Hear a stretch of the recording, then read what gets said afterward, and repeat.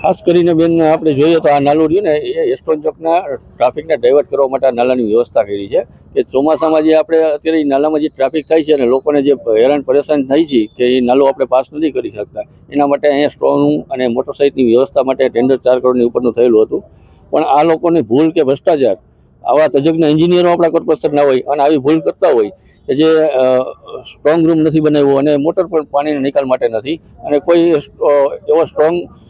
પાણીના નિકાલ માટે એવી લાઈન નથી કે આપણે પાણીનો નિકાલ કરી શકીએ. એટલે આ નાલું અત્યારે જે આપણે છે શોભાના ગાંઠિયા જેવું છે અને લોકો જે ટ્રાફિકની સમસ્યામાંથી બહાર નીકળી શકે એવી વ્યવસ્થા કરવા માટે એને જે 2 વર્ષથી આ મહેનત કરી છે, પણ ચોમાસામાં આ શક્ય નથી. ચોમાસામાં પાછી આપણે લોકો હેરાન જ થવાનું છે અને ટ્રાફિકની સમસ્યામાં જ હેરાન થશું આપણે. અહીંયાથી કેટલા વાહન ચાલકોની અવર જવર રહેતી હોય છે? અહીંયાથી વાહન ચાલકો 2 વ્હીલર અને 4 વ્હીલર રહ્યા નાના એ બધા નીકળી શકે, એ ટ્રાફિક ડાયવર્ટ થાય એના માટે આ વ્યવસ્થા કરી હતી કે એસ્ટોન ચોકમાં જે વરસાદી પાણી ભરાય છે અને આપણે હેરાન થાય છે લોકો, એ અહીંયા ટ્રાફિક ડાયવર્ટ થાય એના માટે નાલાની વ્યવસ્થા કરેલી હતી. ખાસ તો આખું નાલું તૈયાર થઈ ગયું પછી ખબર પડી કે આ લાઈન નાખવાની બાકી છે. આ આપણા તજજ્ઞ એન્જિનિયરો છે એ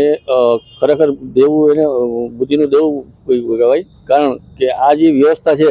એ ખબર જ છે આપણને કે જે પાણી ઘરે પણ આપણે પાણીનો ટાંકો હોય તો એમાં મોટર નાખી તો જ પાણી આવવાનું છે. તો એને ખબર જ છે કે પાણીનું ભરાય છે તો પાણીના નિકાલ માટે એને સ્ટ્રોંગ રૂમ અને પાણીની વ્યવસ્થા મોટર મેળવી જોઈએ કે જેનાથી પાણી આપણે ઉલેચી શકીએ અને પાણી બહાર જઈ શકે.